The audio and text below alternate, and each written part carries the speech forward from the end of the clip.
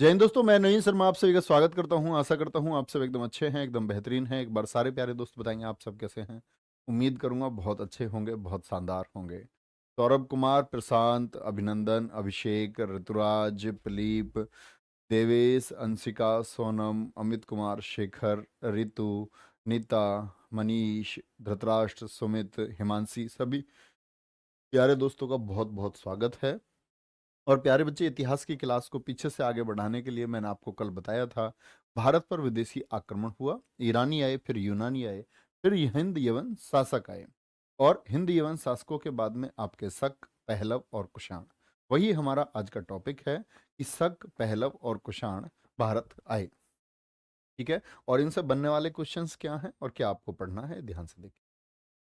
तो हम बात करते हैं प्यारे बच्चे आज की क्लास में किसकी। शकों से हमारी क्लास शुरू होगी। शक शासक, क्या बोलेंगे? शक शासक।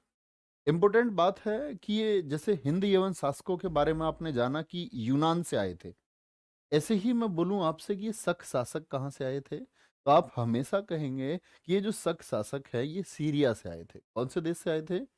ये सीरिया से भैया जी आए थे। सीरिया जानते हैं आज आप? ईरान इराक के पीछे जो सीरिया है, तो सीरिया से आए थे। और सीरिया के साथ में यहाँ पर इनकी जनजाति स्किथी है। कौन सी ट्राइब से ये थे? इनकी ट्राइब का नाम था स्किथी जनजाति। स्किथी ट्राइब से ये बिलोंग करते थे। स्किथी ट्राइब। ठीक है। स्किथी जो ट्राइब थी आपकी, इससे ये बिलोंग करते थे। अच्छा। शक इसी के लिए हम बोलते हैं कि ये जो सीरिया पड़ता है, ये कहाँ पड़ता है? मध्य एशिया में। तो हम कहते हैं कि शक मध्य एशिया से आए। कहाँ से आए शक? बोलेंगे एक बार। कुछ बच्चे कह रहे हैं भैया जी जूम कर लो, दिख नहीं रहा। जूम कर लेते हैं थोड़ा सा, ये लो बेटा, आप क्वालिटी बढ़ाया करो, है ना। जूम करने से कई बार चीजें इधर उधर हो जाती। चलो कोई नहीं, ऐसा कर ले। तो जो शक हैं ये कहाँ से आए हैं? ये मिड एशिया से आए, मध्य एशिया से आए थे। और पहला शक शासक कौन है? पहला शक शासक कौन है? वो मोगा है। कौन है? वो मोगा है। ठीक है। अच्छा। अब इसमें से बहुत सारी चीजें होती हैं कि ये क्यों आए थे। दरअसल में साम्राज्य विस्तार जब चल रहा था, जब सभी लोग अपने क्षेत्रों को बढ़ा रहे थे। अब आप एक चीज देखोगे कि जो शक लोग आए थे जी, ये चरागाहों को ढूंढते हुए, अपने पशुओं के लिए चरागाह कहाँ मिलेंगे उसके लिए आए थे। लेकिन ऐसा नहीं है, मिड एशिया में भी चरागाह हैं और बड़े चरागाह हैं। ठीक है। वंशों के द्वारा जब जनजातियों को खदेड़ा गया, तो ये लोग पहुंच गए आपका यूनान में। और यूनान में जो आपके हिंद यवन शासक थे, उनको इन्होंने जाकर के हराया था। तो ये साम्राज्य विस्तार चल रहा था, जिसमें ये सारी शक्तियां इधर से उधर जा रही थी। ठीक है। तो पहला शासक कौन है? वो मोगा है। और जो शक हैं, शक हैं, शकों की भारत में 5 शाखाएं थी। कितनी शाखाएं थी? 5 शाखाएं थी। ठीक है। 5 शाखाएं से मतलब क्या है? अफगानिस्तान, आज वाला पंजाब, मालवा मध्य प्रदेश, उत्तरी शाखा जिनको हम उत्तरी क्षत्रप भी बोलते हैं, और पश्चिमी क्षत्रप। बहुत बार प्रश्न देखने को मिला है कि शकों ने जो भारत में शासन किया है, शकों ने जो भारत में शासन किया, वो कितने भागों में बटा हुआ था? तो आप हमेशा बोलेंगे भैया जी 5 भागों में बटा हुआ था। 5 भाग कौन कौन से हैं? जो अफगानिस्तान, आज के सापेक्ष हम बात कर रहे हैं, उस समय तो अफगानिस्तान था नहीं। अफगानिस्तान आपका बना 1893 में, 1893 में। तो ये अफगानिस्तान वाला जो क्षेत्र था, ठीक है, ये वाला। पंजाब वाला जो क्षेत्र था, यहां पर पंजाब वाले क्षेत्र में। मालवा मध्य प्रदेश वाले इस क्षेत्र में। ठीक है। और ये थे तक्षशिला से मथुरा। तो तक्षशिला में अफगानिस्तान के बीच वाला ये क्षेत्र, और यहां से लेकर के आपका उत्तर प्रदेश में मथुरा वाला क्षेत्र हो गया। और आपका पश्चिमी क्षत्रप थे नासिक। नासिक कहां पड़ता है? महाराष्ट्र में। और इससे लेकर के उज्जैन तक। समझ रहे हैं? तो ये 5 तरीके से भारत में थे। अफगानिस्तान, पंजाब, ये तक्षशिला से मथुरा तक, और प्यारे बच्चे इधर मालवा में, और इधर कहां थे आपका? महाराष्ट्र, नासिक से लेकर के उज्जैन तक। तो पहले बोलेंगे कि भैया कितने शासकों में बटा हुआ था? 5 में बटा हुआ था। ठीक है। बहुत बढ़िया। एक बच्चा कह रहा भैया टी शर्ट नहीं चाहिए, ये ट्रैक सूट चाहिए। सिलेक्शन के बाद ट्रैक सूट मिल जाए। ठीक है, कोई दिक्कत? बहुत बढ़िया ध्रुव, आगे देखेंगे।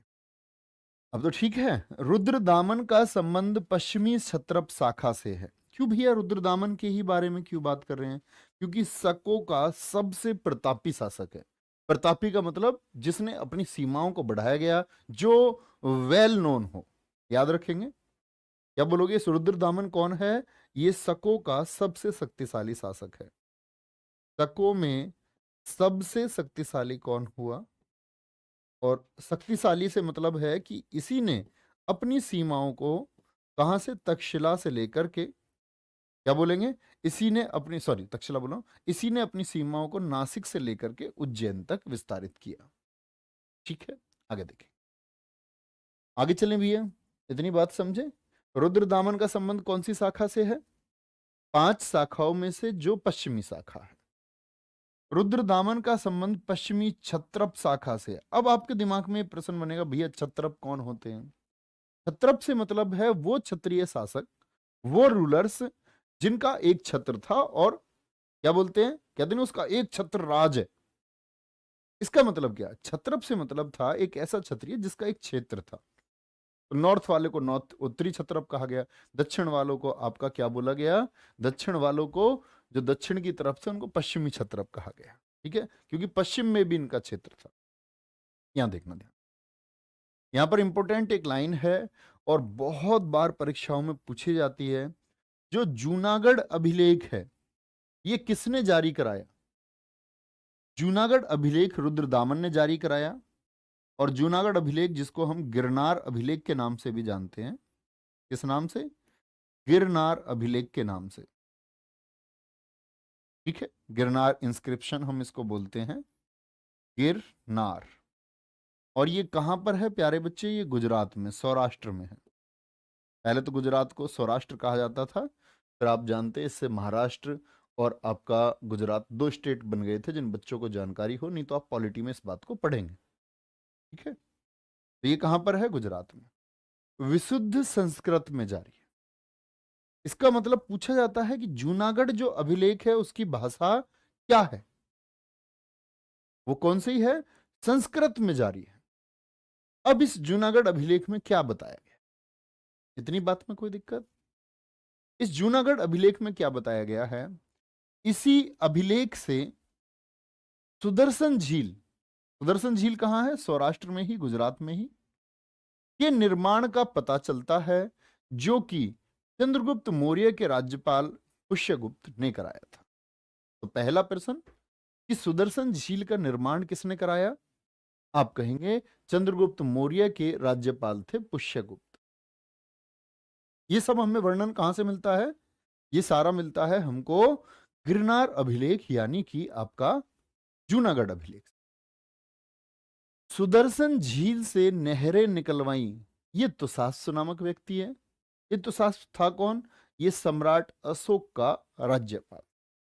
तो आप देख सकते हैं मौर्य वंश ने काफी काम कराया जनता की भलाई के लिए, जिसमें सबसे बड़ा कार्य एक गिना जाता है सुदर्शन झील का निर्माण। ओके, कोई दिक्कत? हाँ। विशुद्ध का क्या मतलब होता है भैया जी?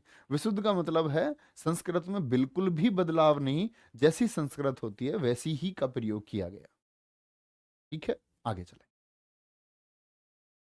जीर्णोद्धार, जीर्णोद्धार कराया किसने? रुद्रदामन ने। ये जो नाम है, इसीलिए यहां पर रुद्रदामन का नाम हमको मिलता है। तो रुद्रदामन ने सुविशाख के निर्देशन में, सुविशाख कौन है? सुविशाख मंत्री है रुद्रदामन का। पुनः जीर्णोद्धार कराया, किसने कराया है? स्कंदगुप्त ने। ये आपका गुप्त वंश में एक शासक आएगा। ठीक है, रिवाइव्ड अगेन स्कंदगुप्त। अब आपने एक बात समझी, मैंने क्या बोला आपसे, देखना ध्यान से। जो सुदर्शन झील है, हमारे पॉइंट में क्या है? टारगेट पर है सुदर्शन झील। सुदर्शन झील कहां पड़ती है, एक बार कमेंट सेक्शन में बताएं। तो आप कहेंगे भैया गुजरात में, सौराष्ट्र में हो गई है। ठीक है, सौराष्ट्र वाले इलाके में, उस समय उसको सौराष्ट्र कहा जाता था। और सुदर्शन झील को किसने बनवाया सबसे पहले? जो चंद्रगुप्त मौर्य के समय पर पुष्यगुप्त ने। इससे नहरें किसने निकलवाई? तुसास्प ने। और तुसास्प कौन है? ये आपका सम्राट अशोक का राज्यपाल है। लेकिन कोई भी जो स्ट्रक्चर है, जो एक झील थी, उसकी दीवारें की गई। दीवार से मतलब है साइड में मिट्टी तो डाली गई होगी झील के पानी को स्टोर करने के लिए, ये ऐसे। लेकिन क्या ये मिट्टी कुछ समय के बाद बह नहीं जाएगी? क्या ये मिट्टी कुछ समय के बाद बह नहीं जाएगी? जैसे आप अपने खेत पर मेंढा आप समझते होंगे, डॉल आप समझते होंगे, खेत पर हम कैसे एक क्यारी बना देते हैं पूरे खेत में, ताकि पानी भरे तो इस वाली क्यारी में जाए और फिर इस वाली में, ठीक है, जानते हैं ना ये? तो ये क्या मेंढा हमेशा के लिए हो जाएगा? ये कुछ समय के बाद ये जितना ऊंचा आपने बनाया था, कभी आपने आलू बोए देखे हों, तो जितना ऊंचा आपने बनाया था क्या ये उतना ही ऊंचा रह जाएगा? आप कहेंगे नहीं भैया जी, बारिश से कभी कभार पानी की टक्कर से ये बेकार हो जाता। तो गंदगी आप देखते होंगे, आपके गांव की जो झोड़ है, तालाब है, उसमें गंदगी भर जाती है, उसकी सफाई करनी पड़ती है। सौंदर्यकरण जो कराया, इसी को हम कहते हैं रुद्रदामन ने इसका पुनः जीर्णोद्धार कराया। यानी कि क्या बात समझे? पुनः जीर्णोद्धार का मतलब समझ रहे हैं? रिनोवेट, सजाना, सौंदर्यकरण करना, इसकी सफाई करवाना, इसकी सफाई करवाना, ठीक है। जीर्णोद्धार कराया गया रुद्रदामन के द्वारा। अपने मंत्री को लगाया सुविशाख को। बात समझ में आई? क्या सुदर्शन झील में हुआ? लेकिन जब एक बार जीर्णोद्धार हो गया तो क्या फिर से बेकार नहीं हुई होगी? आप कहेंगे हाँ जी। फिर तो पुनः, पुनः का मतलब पुनः कभी भी पूछा जाए तो गुप्त वंश के शासक हैं जीर्णोद्धार कराने वाले। पुनः जीर्णोद्धार पूछे तो रुद्रदामन, कभी गलती करेंगे तो आप जिम्मेदार, ठीक है। जूनागढ़ अभिलेख से रुद्रदामन का जिक्र मिलता है, चंद्रगुप्त मौर्य के बारे में पता चलता है और अशोक के बारे में जानकारी मिलती है। समझ गए क्या कर दिया इसने? मरम्मत करा दी इसकी, मरम्मत। आगे अगली बात पर चलेंगे। अब यहां पर एक इंपॉर्टेंट बात आप लोग समझेंगे मुझसे। अब मैं आपसे कहने लगूं कि अंतिम शासक कौन है, क्योंकि शकों के अंतिम शासक का वर्णन भी हमको मिलेगा। हालांकि मैं आपको ये गुप्त वंश में समझाऊंगा। तो शक एकदम से नहीं आए और ना एकदम से गए। संघर्ष भाई आदमी कोई ना कोई करता रहेगा। इन जो शकों का खात्मा करेगा वो करेगा हमारे यहां पर आपका चंद्रगुप्त द्वितीय, जो 380 ईस्वी में गद्दी पर बैठेगा, है ना। और शकों का इतना प्रभाव होगा कि चंद्रगुप्त द्वितीय का भाई अपनी पत्नी को देने को तैयार हो जाएगा। पत्नी बड़ी सुंदर होगी उनकी, ध्रुव देवी। वो कहेगा शक शासक की ध्रुव देवी मुझे दे दो। ये किस्सा मैं आपको सुनाऊंगा। तब चंद्रगुप्त विक्रमादित्य का उदय होगा। तो बस अभी आप इतनी बात जाने कि जो शकों का अंतिम शासक था, शकों का जो अंतिम शासक है उसका वर्णन भी हमको मिलता है इतिहास में। अंतिम शासक का नाम है, मैं आपसे तब पूछूंगा गुप्त वंश पढ़ाते समय, तब सबका जवाब आना चाहिए, रुद्र तृतीय है। रुद्र प्रताप सिंह तृतीय बोलते हैं, आप सिर्फ लिखें रुद्र थर्ड है, ठीक है। आगे चलेंगे, चलो आगे आएंगे, कोई दिक्कत? तो यहां पर एक बात समझेंगे, क्या बोला मैंने, ये चीजें आप नोट कर चुके एक बार। सुदर्शन झील के निर्माण का पता चलता है। छोटी छोटी चीजें लिखा करें आप, सजा कर कभी ना लिखें। तो चंद्रगुप्त मौर्य के राज्यपाल ने करवाया सुदर्शन झील। फिर छोटा सा पॉइंट लिखो, नहरें निकलवाई तो सास सुने। फिर छोटा सा पॉइंट है, जीर्णोद्धार कराया किसने? आपका रुद्रदामन, ब्रैकेट में डाल दो मंत्री सुविशाख।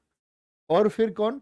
पुनः जीर्णोद्धार कराया स्कंदगुप्त ने, ठीक है, कोई दिक्कत? अच्छा, जूनागढ़ अभिलेख से रुद्रदामन, चंद्रगुप्त मौर्य और अशोक के बारे में जानकारी मिलती है, ठीक है। भैया जी सेकंड थर्ड क्यों बोलते हैं? बेटा ये कई बार बता चुका हूं मैं। मैंने बोला ना, मैं अपने लड़के का नाम विक्रमादित्य रख दूं, तुम पे कोई प्रभाव पड़ेगा क्या? तो बाद वालों को सेकंड और उससे बाद वालों को थर्ड कहते थे, ताकि नाम की एक विशेष पहचान रहे। आप सोचो, विक्रमादित्य कोई रहा, एक आया विक्रमादित्य द्वितीय, तो नाम का प्रभाव रहा ना कि भाई इनके वंश से कोई है पहले। अब नाम रख देता उसका, मान के चलो वो हैरी, टॉमी नाम उसका रख देता, तो क्या उस नाम का प्रभाव रहता? तो नाम का भी प्रभाव होता था। ये इंडिकेट करने के लिए, सूचना जाने के लिए, विक्रमादित्य सेकंड के द्वारा ये पत्र भेजा गया है, ये सूचना भेजी गई है, ये आदेश आया है। लोग समझते थे अच्छा खौफ खौफ की स्थिति, विक्रमादित्य का द्वितीय, चंद्रगुप्त द्वितीय, अच्छा वही चंद्रगुप्त का बेटा है। अब चंद्रगुप्त अपने बेटे का नाम रख देता, मान के चलो कुछ ऐसे ही, कुछ भी जैसे फंकी से नाम रख देते हैं, तुम में से किसी एक का नाम रख, जैसे ये सतीश यादव, सतीश रख देता वो अपने लड़के का नाम, उसको अपना नाम पहुंचाने में बहुत समय लगता। सतीश, बहुत सारे लोग समझते ही नहीं सतीश कौन है, लेकिन द्वितीय का मतलब है कि पहले वाले को इंडिकेट कर रहा है। ठीक है सर, आज मेरी गर्लफ्रेंड की शादी है, उस बेवफा के लिए एक शायरी कहो। वो बेवफा नहीं है बेटा, मेरे दोस्त बेवफा नहीं है। अभी आप संभल नहीं पाए, आप सफल नहीं हो पाए हैं, तो अभी आप नाकारा हो, बेवफा वो नहीं है। तो अभी आप खुद को बोलें कि उसकी बेवफाई, उसको बेवफा कहने से पहले मैं खुद को नाकारा कहूं तो ज्यादा अच्छा है। और इस ज्यादा कहने से भी अच्छा है कि हो रहा है, जो हो रहा है वो जमाने के लिए और भी ज्यादा अच्छा है। तो तुमको ये वो बेवफा नहीं है भैया, तुम खुद से बोलो कि अभी मैं कैपेबल नहीं हूं कि मुझको छोड़ के भागी। दुनिया में कोई भी तुमको छोड़ के जाएगा, इसका मतलब तुम कैपेबल नहीं हो। बिल गेट्स की पत्नी ने जी छोड़ दिया, तो क्या बिल गेट्स कैपेबल नहीं है? हाँ, कुछ ना कुछ फॉल्ट रहा होगा, क्षमताएं कम रही होंगी। तो दुनिया में कोई भी छोड़ के जा रहा है, वो कहीं ना कहीं आपकी कमी है, इसको आप स्वीकारा करो। दूसरे पे मत थोपा करो, अपने बारे में अध्ययन करो। इधर आएंगे, हम तो कोई छोड़ के नहीं गया यार आज तक। और कोई छोड़ के हमें चला गया तो हम सोचेंगे भाई हमारी कोई कमी है। चलो, पहलव, शकों के बाद में आए प्यारे बच्चे पहलव। पहलव जिनको हम पार्थियन भी कहते हैं, यानी ये यूनानी रूप से नाम है पार्थियन। कहां से आए थे? ये पहलव वंश में था आपका शासक पहला मिथ्रेडेट्स। क्या बोलेंगे? एम, एम एम, मिथ्रेडेट्स। और कहां से आए थे ये? ईरान से आए थे। कहां से आए थे? ये ईरान से आए थे। इस वंश का भारत में जो सबसे शक्तिशाली शासक है वो गोंडो फर्नीस है। कौन है? गोंडो फर्नीस। और गोंडो फर्नीस की जो राजधानी थी वो तक्षशिला में थी। और यही वो समय है जब शक लगभग अपने पतन की तरफ थे, अपने खत्मे की तरफ थे। और प्यारे बच्चे यहां पर देखना आप लोग, एक यहां पर वर्ष आता है आपका 57 बीसी, जिसको हम 57 ईसा पूर्व भी कहते हैं। बिफोर क्राइस्ट बोले या 57 ईसा पूर्व, यानी आज के 2022 और उससे भी 57 साल पहले यहीं पर चला था हमारा विक्रमी संवत। क्या चला था? विक्रमी संवत। संवत का मतलब होता है कैलेंडर। आज हम कौन सा कैलेंडर भारत सरकार यूज करती है? जैसे एसएससी ने क्वेश्चन पूछा है, भारत सरकार द्वारा किया जाता प्रयोग शक संवत, विक्रमी संवत नहीं, वो मैं कुषाण में बताऊंगा आप। ठीक है, तो विक्रमी संवत ये किसने जारी किया था? विक्रमादित्य ने जारी किया, लेकिन किस वर्ष? अब मैं कभी भी पूछूं तो कंफ्यूज नहीं होना है। विक्रमादित्य कौन थे? ये आपका उज्जैन के एक शासक थे। उज्जैन ने, उज्जैन ने एक स्थानीय, या स्थानीय नहीं सीधे लिखें, एक शक शासक को हराया। शक शासक को हराया। और शक शासक को हरा करके क्या चलाया था? विक्रमी संवत चलाया था। ठीक है, कोई दिक्कत? इतनी बात याद रखेंगे। तो विक्रमी संवत कब का है हमारा? 57 ईसा पूर्व का। ऐसे कई बार कैलेंडर से क्वेश्चन पूछता है, आपसे पूछ लेगा कि गुप्त कैलेंडर कब चला, गुप्त संवत कब चला था? 319 एडी में। शक संवत कब चला? 78 एडी में चला, 78 ईस्वी में चला। ठीक है भैया, ये विक्रमादित्य क्या वही है गुप्त वंश वाले? नहीं, गुप्त वंश तो अभी आया ही नहीं है। गुप्त वंश आएगा आपका प्यारे बच्चे 319 एडी में, यानी इस कैलेंडर के चलने के लगभग 350 साल बाद गुप्त आए हैं, इसीलिए वो गुप्त नहीं है। ओके, आ गया। अच्छा, पहलवों के बाद में जो विदेशी आक्रमणकारी हैं वो कौन है? वो कुषाण है। क्या बोलेंगे? कुषाण है। और कुषाण और साथ में शक, इन दोनों का ओरिजिन एक ही है। जहां से आपके मैंने बोला ना सीरिया वाले क्षेत्र से आए शक, उसी क्षेत्र से आए कुषाण। कुषाणों के जो संस्थापक हैं वो थे कुजुल कडफिसेस। कौन है? कुजुल कडफिसेस। यह है सूची जनजाति के थे। कौन सी जनजाति के थे? सूची जनजाति के थे। और कुजुल कुडफिसेस का जो उत्तराधिकारी बना है प्यारे बच्चे, वो बना है विम कडफिसेस, जिसको हम वास्तविक संस्थापक द रियल फाउंडर भी कहते हैं। भैया जी, रियल फाउंडर क्यों कहते हैं? रियल फाउंडर का क्या मतलब होता है? मैंने बताया प्यारे बच्चे, जो सीमाओं को ज्यादा बढ़ाए, जो प्रसिद्धि के काम ज्यादा करे। महिमा सिंह कह रही हैं good morning my beautiful baby. बड़ा बहुत बढ़िया, बहुत तरक्की करो। पापा जी को भी ऐसे बोल दिया करो। फूफा मिले उनको भी यही कह दो, मामा मिले उनको भी यही कह दिया, सबको। तो उत्तराधिकारी कौन है इनके? विम कडफिसेस। कभी भी पूछा जाए, सबसे ज्यादा तो पूछा जाता है कुषाण वंश के संस्थापक कुजुल कडफिसेस, लेकिन कभी शब्द आपसे दे दे वास्तविक, वास्तविक संस्थापक जो प्रतापी हो, ठीक है, वास्तविक हो, तो बोलेंगे विम कडफिसेस। विम कडफिसेस ने विम कडफिसेस ने सोने के सिक्के चलवाए, जिसे द्विभाषीय मुद्रा कहा जाता है। अब यहां इंपॉर्टेंट बात है, मैं आपसे क्वेश्चन पूछने चाह रहा हूं कि सोने के सिक्के किसने चलवाए थे? याद है मिनांडर के समय? तब मैंने बोला था सोने के सिक्के अगर वंश पूछे तो बोलेंगे हिंद यवन शासकों ने, इंडो ग्रीक शासकों ने चलाए थे। कोई दिक्कत नहीं है। विम कडफिसेस ने सोने के सिक्के चलवाए। इसमें कमेंट सेक्शन में जो भी ये गर्लफ्रेंड वगैरह लिखे, किसका भी कुछ भी हो और लिखे, उसको आप फोर्स ब्लॉक कर दो उसका, है ना। इन्होंने सोचा किसी एक का जवाब मिल गया तो हम भी ऐसी बात कर लेते हैं। अब बड़े अच्छे हो तुम। बेटा अपना नुकसान करोगे, इधर आ जाओ। मैं तुमसे खुद ही बात करता रहता हूँ, तुम्हें बात करने की जरूरत नहीं है। आप अपना फोकस बोर्ड पे रखा करो, ठीक है?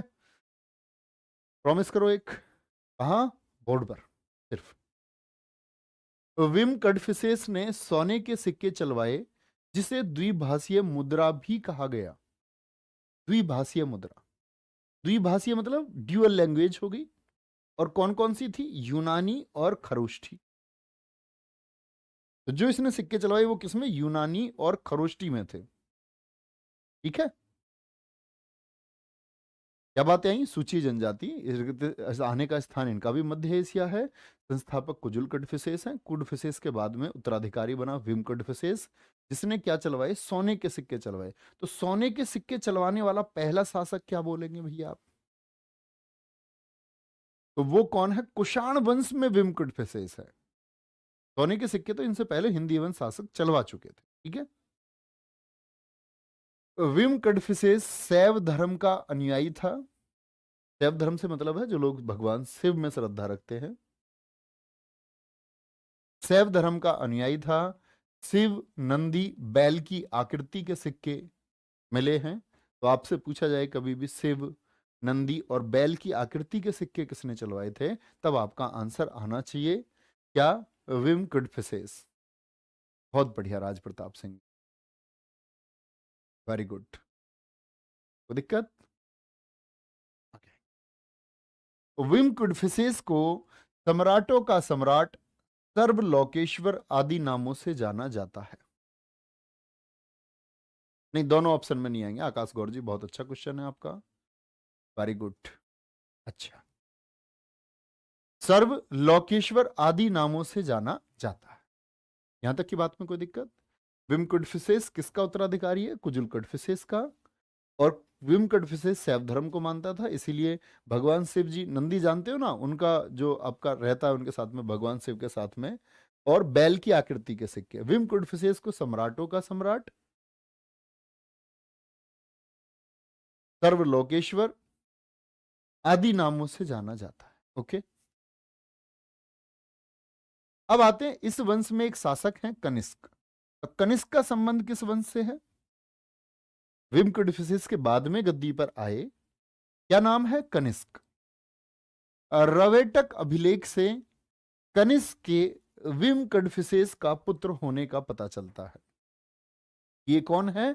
ये किसके पुत्र हैं? विम कुडफिसेस का पुत्र होने का पता चलता है। ठीक है। अच्छा, इनकी दो राजधानियां थी। इनकी क्या थी? दो राजधानियां थी, एक तो पुरुषपुर और एक मथुरा। पुरुषपुर से मतलब है प्यारे बच्चे पेशावर, जो आज के वर्तमान ना पाकिस्तान में है, पेशावर पाकिस्तान, और मथुरा। इतनी बार ना जाने क्वेश्चन पूछा गया, पिछली बार एसएससी जीडी में ही पूछा गया आपका कि निम्नलिखित में से कौन सी कनिष्क की राजधानी थी। तो दोनों राजधानियों में से कोई एक मिल सकता है या दोनों भी मिल सकते हैं। ठीक है। कनिष्क गद्दी पर बैठने से पूर्व कहां था? तक्षशिला का गवर्नर था। गवर्नर से मतलब होता है राज्यपाल, जिनको एक छोटा क्षेत्र मिलता था। तो विम कुडफिसेस ने जिम्मेदारी दी होगी कहां की? आपका तक्षशिला की। पहले यहां रूल करना सीखो। कनिष्क के शासनकाल में बौद्ध धर्म की चौथी संगति हुई। याद है चौथी संगति? एक बार थम्सअप करेंगे। पहली राजगृह, वैशाली, पाटलिपुत्र, कुंडनवन, फिर अजातशत्रु, कालाशोक, अशोक, कनिष्क। चौथी किसके समय हुई? कनिष्क के समय हुई। बहुत पूछा जाता है। कश्मीर के कुंडल वन में वसुमित्र की अध्यक्षता में हुई। यह बात लिखने की आवश्यकता ही नहीं है, क्योंकि आप बौद्ध धर्म में लिख चुके हैं। तो याद रख लेना, कनिष्क गद्दी पर बैठने से पूर्व कहां था? तक्षशिला का गवर्नर था। और दो राजधानी थी, पुरुषपुर और मेथा, क्या बोलेंगे, मथुरा। रवेटक अभिलेख बताता है, जिससे ये पता चलता है कि ये विम कुडफिसेस का पुत्र है। ठीक है। अच्छा, चौथी बौद्ध संगति में बौद्ध धर्म दो शाखाओं में बट गया था, ये बात भी आप जानते हैं। चौथी बौद्ध संगति में बौद्ध धर्म दो शाखाओं में बट गया था, हीनयान, महायान। ये लिखने की आवश्यकता नहीं है। इसे द्वितीय अशोक भी कहा जाता है, क्योंकि इसके समय पर भी बहुत बौद्ध शाखाओं के प्रचार, बहुत बौद्ध सिद्धांतों का बनना, हीनयान और महायान जैसे सिद्धांतों का आगे बढ़ना, ये किसके समय पर हुआ दोस्त? ये आपका कनिष्क के समय पर हुआ। अमीषा सिंह कह रही है एडी का क्या मतलब है, प्लीज बताइए ना। बेटा, आप सेलेक्ट होने वाले स्टूडेंट की तरह काम नहीं कर रहे हैं। मैं रोज क्लास में कहता हूँ, कोई कोई बच्चा रोज नया आ जाता है, वो एडी बीसी देख के घबराता है। आप एक बात बताओ, आपकी शादी होगी कल को, तो डायरेक्ट सातवें फेरे को लोगे पहले या पहले फेरे को लोगे? तो उसको क्रम से करो, पहली क्लास से करते आओ, सब समझ जाएंगे। बीच में जो तुम कूदते हो ना कि चौथे फेरे पे आ गया कोई, कोई पांचवें फेरे पे आ गया, पिटाई हो जाएगी, पिटाई। आगे आएंगे। द्वितीय अशोक इनको किस लिए कहा गया है? क्योंकि इनके समय बौद्ध प्रकरण हुए। क्या हुए हैं? बोलेंगे बौद्ध प्रकरण इनके समय पर हुए हैं। वेरी गुड, बहुत शानदार। दयानिधि गुप्ता कह रहे हैं शुद्ध सोने का सिक्का किसने चलाया? अभी आएगा। तो इतनी बात जान गए। अब बात आती है शुद्ध सोने के सिक्के की, तो ये कनिष्क ही है। देख रहे हैं ध्यान से, शुद्ध सोने के सिक्के। तो सोने के सिक्के किस वंश ने चलाए? तो हिंद यवन शासकों ने। लेकिन यह पता नहीं चलता वो राजा कौन है। जब राजा का नाम पूछे तो बोलते हैं विम कड़फिसेस ने, लेकिन पूछे शुद्ध सोने के सिक्के किसने चलवाए? शुद्ध सोने के सिक्के वो सूर्य देवता के चित्र वाले, और सूर्य देवता हेलियोक्लीज, इनके देवता का जो प्रतीक था, शकों के, सॉरी, कुषाणों के जो देवता का प्रतीक था, उसके चिन्ह भी लगवाए। भगवान सूर्य और हेलियोक्लीज के प्रतीक लगवाए इन्होंने, और इन्होंने चलवाए क्या? शुद्ध सोने के सिक्के। बहुत इंपॉर्टेंट क्वेश्चन है, हमेशा याद रख लेना। गांधार कला, मथुरा कला, ये क्या थी? कला का मतलब है ये मूर्ति निर्माण कला है, मूर्ति निर्माण कला। जैसे मैंने कल भी आपको प्रैक्टिस सेट में बताया कि आपने महात्मा बुद्ध को तप करते हुए उनकी वो तस्वीर देखी है, यस और नो? आप कहेंगे हाँ भैया देखिए। तो महात्मा बुद्ध की जो मूर्ति है तप के लिए बैठे हुए, वो किस अवस्था में है? वो गांधार कला में है। तो ये मूर्ति निर्माण कला का उदाहरण है। गांधार कला के बारे में प्यारे बच्चे लिखना। एसएससी ने क्वेश्चन पूछा है, कौन सी कला है जिसको इंडो ग्रीक कला भी हम कहते हैं? इंडो ग्रीक, या बोले ग्रीको बौद्धिस्ट। ग्रीक का मतलब होता है यूनान और बौद्धों से जुड़ी हुई, ग्रीको बौद्धिस्ट, और इसी को हम बोलते हैं इंडो हेलेनिक। क्या बोलते हैं? Indo Hellenic. Indo Hellenic. Gandhara कला और मथुरा कला का विकास किसके समय हुआ? बहुत इंपॉर्टेंट है भैया जी। हीनयान महायान क्या है? गजेंद्र सिंह जी, बौद्ध धर्म में पढ़ा चुका हूं दोस्त। है? दरबारी कौन थे इनके? अच्छा, जो आप लोगों के बीच में अच्छे बच्चे होंगे, जो मेरी इस समय अच्छे बच्चे बात सुन रहे हैं, जो क्लास करते आ रहे हैं शुरू से और ध्यान से सुन रहे हैं, क्या आपको भी सुन के हंसी नहीं आती होगी इनके कमेंट्स जैसे मैं पढ़ता हूं? तो मैं उन अच्छे बच्चों तक ये कमेंट इसलिए पहुंचाना चाहता हूं ताकि आपको पता चले कि आप कितने सिंसियर छात्र हैं और कैसे आपका सिलेक्शन नहीं होगा। आपको सिर्फ दिखाया जाता है 1 करोड़ फॉर्म, इतने कोर्स बिक गए। दरअसल में पढ़ने वाले, अच्छी समझ से लगातार पढ़ने वाले अच्छे बच्चे बहुत कम होते हैं, जो क्रम से पढ़ते हैं, सारी चीजों को ध्यान से समझते हैं। ठीक है, तो आपको अच्छी जो बच्चे तैयारी करने वाले हैं उनको कभी कंपटीशन से नहीं डरना चाहिए, नेवर। बड़ा आसान है। ठीक है? हाँ जी, प्रैक्टिस सेट में लिखवाया है जी, बिल्कुल लिखवाया। अच्छा, प्रैक्टिस सेट से मजा आ रहा है ना? सही बताना, जो 3 बजे हम यूट्यूब पे प्रैक्टिस सेट करते हैं वो एक कॉन्फिडेंस दे रहा होगा तुमको, एक सुप्रीम लेवल का। दरबारी, इनके दरबारी जो थे कनिष्क के, उनमें एक है अश्वघोष। ठीक है, क्या बोलोगे? राजनीतिक कवि। अश्वघोष किसके दरबार में रहते थे? नागार्जुन। किसके दरबार में रहते? नागार्जुन, जिनको हम बोलते हैं भारत का आइंस्टीन। आइंस्टीन ऑफ इंडिया किसको कहा जाता है?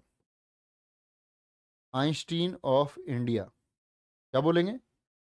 इन्होंने दिया शून्यवाद का जनक, यानी शून्य से संबंधित बहुत सारे सिद्धांत इन्होंने दिए। सापेक्षता का सिद्धांत फिजिक्स में आप पढ़ते होंगे, थ्योरी ऑफ रिलेटिविटी। ये किसने दिया है? नागार्जुन ने दिया है।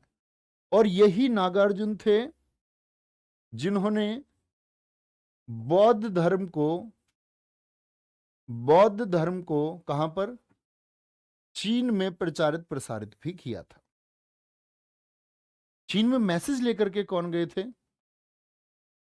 चीन में मैसेज लेकर के गए थे बौद्ध धर्म के प्रचार प्रसार के लिए नागार्जुन। ठीक है, पुस्तक कौन सी है नागार्जुन की? प्रज्ञा पारमिता सूत्र, बहुत पूछी जाती है। प्रज्ञा पारमिता सूत्र इनकी पुस्तक का नाम है। ठीक है, कौन है ये? नागार्जुन। किसके दरबार में रहते थे? कनिष्क के दरबार में। ठीक है, बड़ी इंपॉर्टेंट बात है। ऐसे ही इनके दरबार में एक रहते थे वसुमित्र। याद है वसुमित्र, जो चौथी बौद्ध संगति के समय अध्यक्ष थे?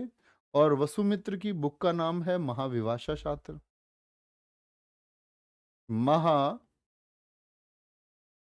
महाविभाषा शास्त्र। ये पूछा जाता है, बड़े पूछे गए क्वेश्चन है। नागार्जुन किसके दरबार में रहते थे? भारत का आइंस्टीन किसको कहा जाता है? अश्वघोष किसके दरबार में रहते थे? आगे, चरक किसके दरबार में रहते थे? ऐट ने पूछ लिया, पिछले वाले ने, हर बार एसएससी पूछती है कि चरक किसके दरबार में रहते थे।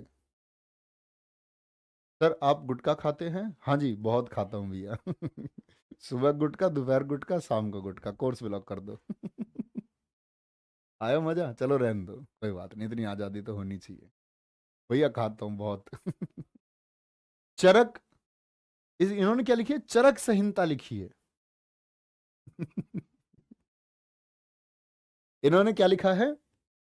चरक संहिता। और चरक संहिता का संबंध किससे है? वो चिकित्सा से, मेडिसिन से। इसमें विधि बताई गई है आपका इलाज की। और मैंने आपको बताया था भारत की शल्य चिकित्सा ये कितनी फैबुलस थी। दुनिया ने सीखा है हमसे चिकित्सा व्यवस्था को। 78 एडी में शक संवत चला, ये मोस्ट इंपोर्टेंट। तो 78 एडी में ही क्यों? क्योंकि इस दिन क्या हुआ था? कनिष्क गद्दी पर बैठा था। कनिष्क क्या था? कनिष्क गद्दी पर, कनिष्क गद्दी पर बैठा था। ठीक है जी, कोई दिक्कत?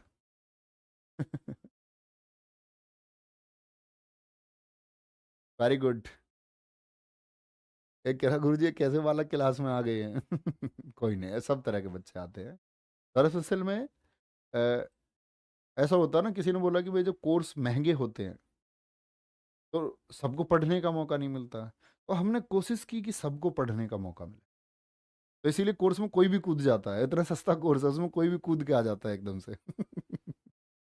कोई नहीं भैया, इनको भी अधिकार है, आएंगे आगे।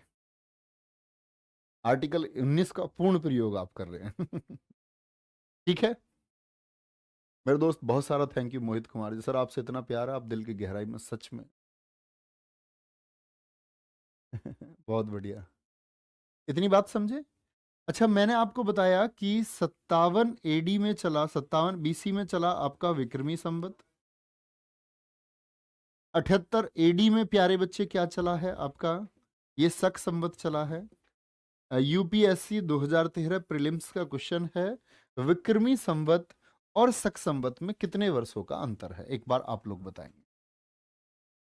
ये कौन सा हो गया, ये विक्रमी संवत हो गया, और ये हो गया हमारा शक संवत।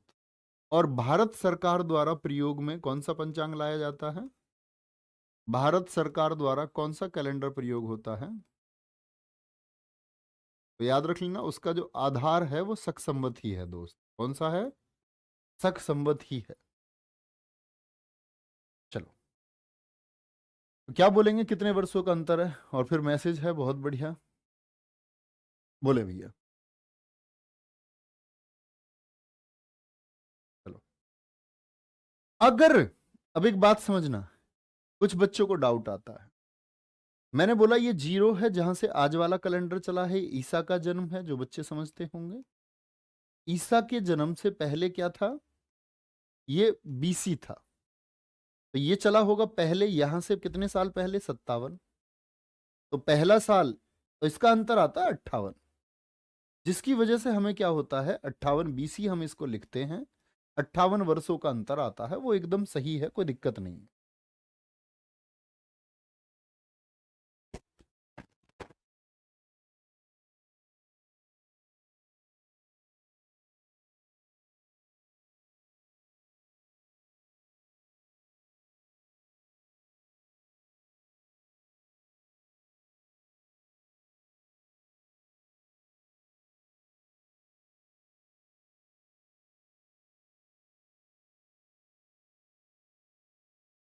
पाएंगे, तो आप कहेंगे भैया ये जो अंतर है ये 135 वर्षों का अंतर है। स्क्रीन बंद हो गई थी, मैं उसके लिए कहने गया, ठीक है। क्या बोलेंगे, तो 78, तो ये 78 एडी से मतलब आज के बाद वाला 78, तो 78 और प्लस क्या बोलेंगे, 57।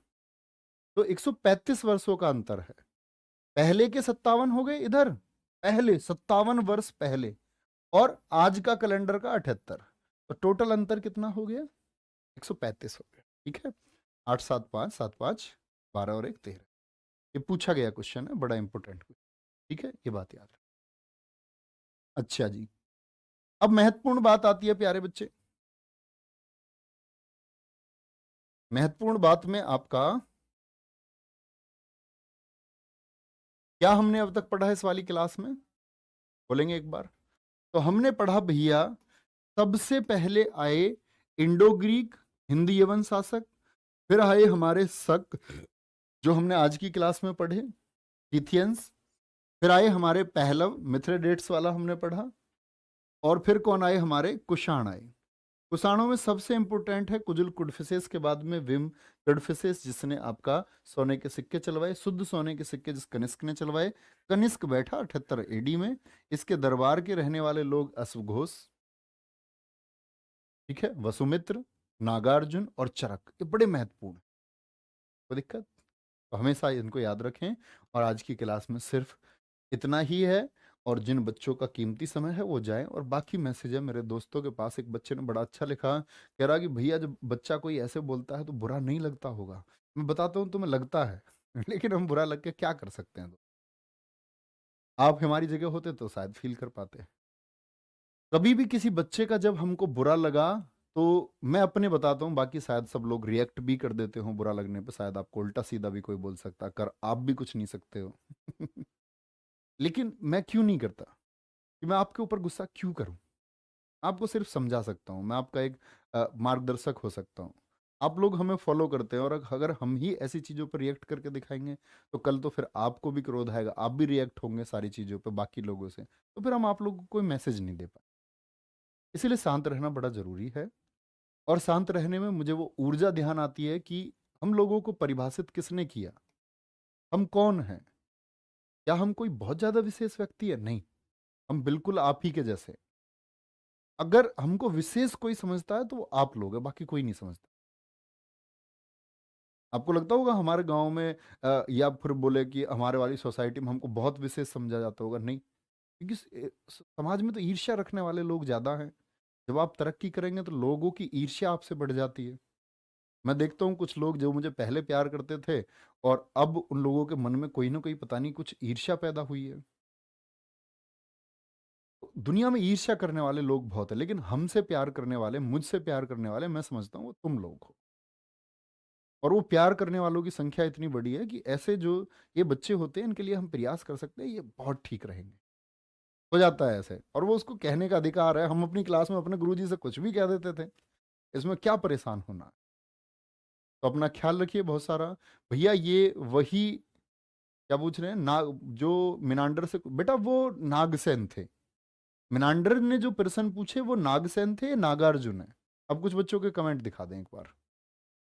कनिष्क कुषाण वंश से संबंधित था क्या? हाँ जी, कुषाण वंश में ही पढ़ाया है सौम्या जी। ठीक है, बहुत बढ़िया हर्ष कुमार। किसी का कोई क्वेश्चन देखेंगे? हाँ भैया, बहुत डेंजरस बच्चे हैं। सर आप में भी आचार्य चाणक्य के गुण है। नहीं मेरे दोस्त, मैं तो एक अंश हूँ आप ही के जैसा। चलो ठीक है, तो अपना ख्याल रखिए बहुत सारा। मिलते हैं कल। कल गुप्त साम्राज्य को पढ़ेंगे और थोड़ी शायद 1 घंटे 10-15 मिनट की क्लास होगी, लेकिन गुप्त साम्राज्य हमको सारा पढ़ना है। ठीक है, अपना ख्याल रखिए बहुत सारा। बाय बाय, टेक केयर, जय हिंद, जय भारत।